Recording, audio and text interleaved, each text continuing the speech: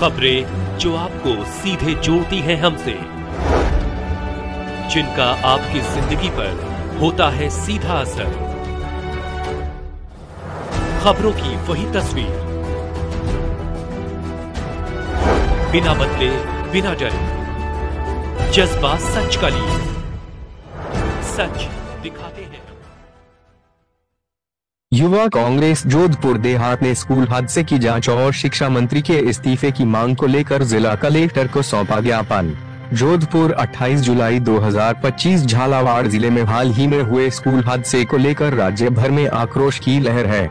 इसी क्रम में आज युवा कांग्रेस जोधपुर देहात ने जिला कलेक्टर कार्यालय पर प्रदर्शन करते हुए जिला कलेक्टर के मार्फत मुख्यमंत्री व राज्यपाल के नाम ज्ञापन सौंपा, जिसमें हादसे की उच्च स्तरीय जांच की मांग के साथ ही राज्य के शिक्षा मंत्री मदन दिलावर के नैतिकता के आधार पर इस्तीफा देने की मांग की। युवा कांग्रेस जिलाध्यक्ष पुखराज दिवराया ने आरोप लगाया कि सरकार की लापरवाही और शिक्षा विभाग की अनदेखी के चलते यह हादसा हुआ, जिसमें कई मासूम विद्यार्थियों की जान जोखिम में पड़ी। उन्होंने कहा कि जब तक दोषियों पर सख्त कार्यवाही नहीं की जाती, तब तक आंदोलन जारी रहेगा। उन्होंने कहा, यह केवल एक हादसा नहीं, बल्कि सरकारी तंत्र की विफलता का परिणाम है। शिक्षा मंत्री को नैतिक जिम्मेदारी लेते हुए तुरंत इस्तीफा देना चाहिए।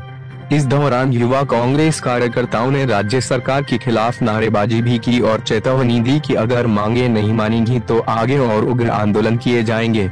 ज्ञापन में निम्नलिखित प्रमुख मांगे शामिल थीं।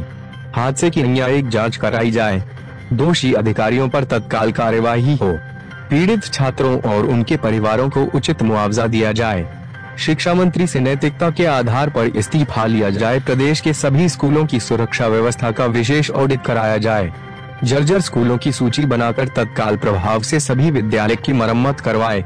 इस दौरान पूर्ण प्रकाश मेघवाल, चेतन जयपाल, राम किशोर परिहार, गौरव गहलोत, दिनेश पिंटू सारस्वत, पूर्ण सिंह रड़ोट, मोहन लीलावत, ऋषि गेलोट, कमल बजारा, राजू चौहान, अभिषेक मेहरा, संजय गुनपाल, हर्ष सारस्वत इत्यादि के साथ कई कार्यकर्ता उपस्थित रहे। आज युवा कांग्रेस जोधपुर देहात ने जिला कलेक्टर के मार्फत राज्यपाल के नाम ये ज्ञापन सौंपा है। हमने मांग रखी है, जो हाल ही में झालावाड़ में जो विद्यालय में जो हादसा हुआ, उसमें कई बच्चों की जान गई और कई बच्चे आज भी दुर्घटना में ग्रस्त हैं और अस्पतालों में भर्ती हैं।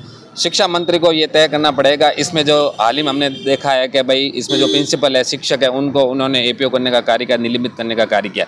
हमारी ये मांग है, उसमें शिक्षा के जो प्रिंसिपल है, चाहे जो भी शैक्षिक कर्मचारी थे, उसके अलावा इसमें जिला कलेक्टर, चाहे प्रशासन, चाहे खुद शिक्षा मंत्री भी इस सब के दायरे में आते हैं, तो उनकी ये दायित्व बनता है शिक्षा मंत्री का भी नैतिकता के नाते वो इसमें अपना इस्तीफा सौंपे। और इसकी वास्तव में अगर जांच करवाएंगे तो जांच में कई प्रकार के दोष निकलेंगे। जिस स्कूल की ये बात कर, जो अभी ये घटना में घटित हुई है, उस स्कूल के लिए लगभग 4 करोड़ से ज़्यादा बजट मरम्मत के लिए पूर्व में प्रस्तावित था।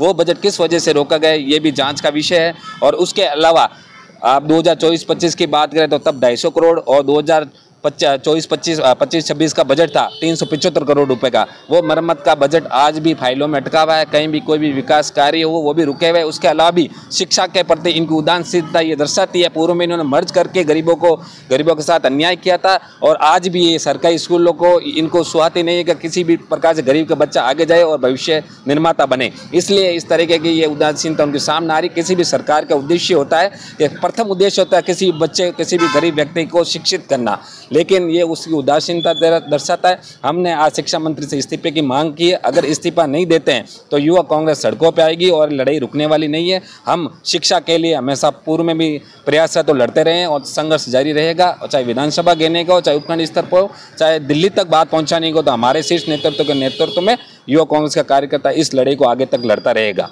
मैं पुखराज दिवराया, युवा कांग्रेस जोधपुर ग्रामीण जिलाध्यक्ष।